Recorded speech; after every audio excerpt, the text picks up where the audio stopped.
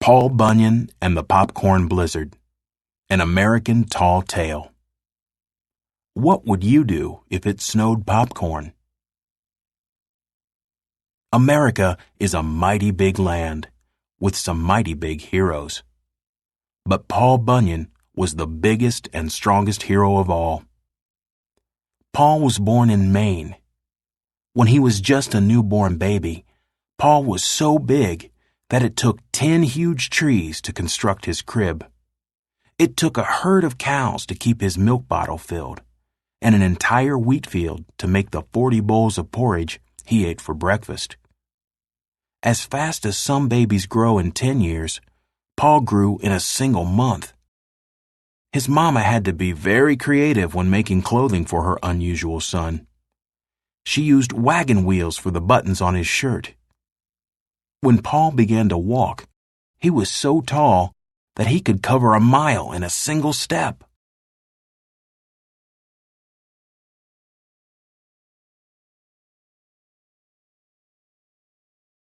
Paul's father taught him how to swing an axe and cut down trees.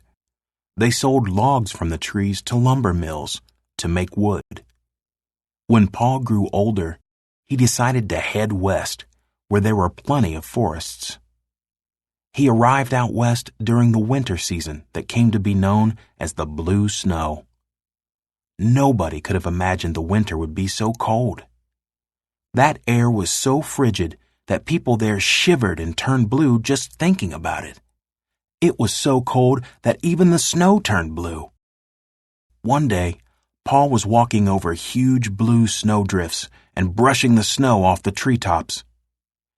He was listening to the wind howl when suddenly he heard another sound. It was the sound of a baby animal crying. Paul searched in a snowdrift that was as tall as a mountain.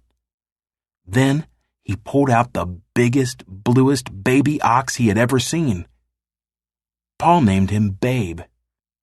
From that moment on, Paul and Babe were best friends, and they were never apart.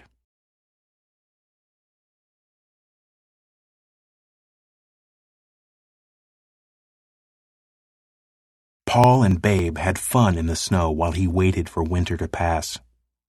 As soon as the snow had left the ground, Paul got an axe and began to chop down trees. With one swing of his axe, 10 trees would fall. Paul hired a team of hundreds of lumberjacks to help him cut down trees and clear the land. That spring was warm and mild. Paul's team cleared so much land that farmers planted row after row of corn in the new fields. When summer came, the sun got hotter and hotter, and the corn stalks grew taller and taller.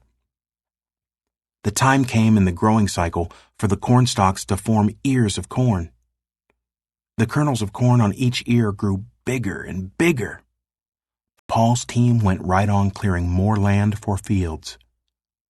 One day, when the sun came up, it was scorching.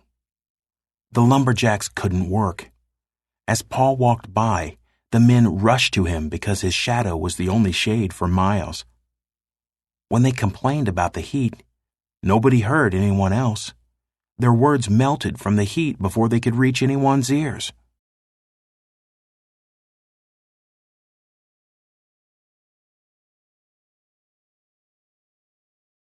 All of a sudden, the corn started popping. All across Iowa and half of Kansas, the big corn kernels burst right off the ears as loud as fireworks. No one predicted the heat would cause the kernels to pop the way they did.